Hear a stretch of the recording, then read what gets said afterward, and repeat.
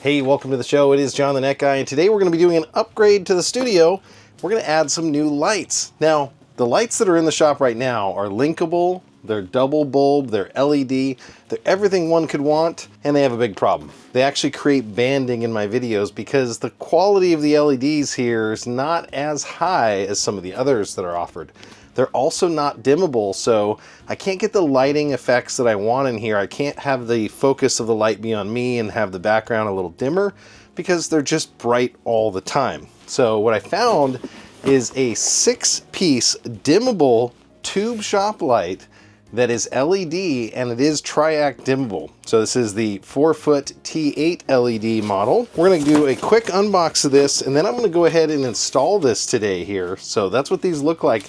They're all linkable, they're 4 feet long, and they're gonna upgrade this shop. They're also gonna allow me to individually dim them as necessary. So that's gonna be a really cool upgrade. There's also enough of them here that I can put 4 lights down here and 2 up in the loft to make it even easier to see the items that I normally don't get to upstairs. So I'm gonna get to installing these, and we're gonna see how they do, and I'll do a full review. Let's get started.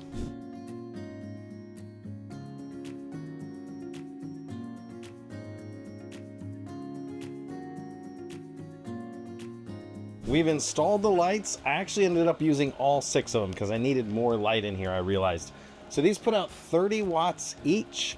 In total, that's 180 watts of light. Now, we'll have to go figure out if that's actually LED watts or if that's equivalent watts, but I'm guessing it's LED watts. My big purpose in this is really to be able to focus light here when I'm talking.